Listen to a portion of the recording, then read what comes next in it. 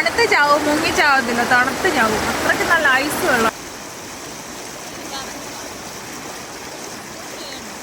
ഞങ്ങൾ വീട്ടിൽ നിൽക്കുന്ന കോലത്തിൽ ഒരു കോട്ട് മാത്രം എടുത്തിട്ട് ഇറങ്ങിയാട്ടോ.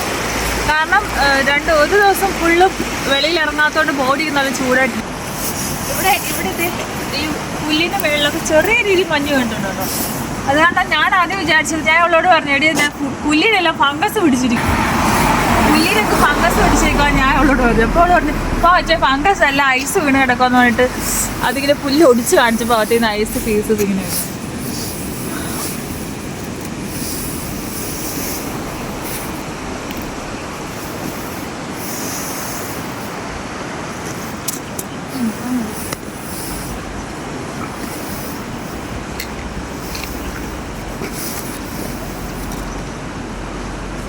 എൻ്റെ ബ്രദറിൻ്റെ ജാക്കറ്റാണ് കേട്ടോ.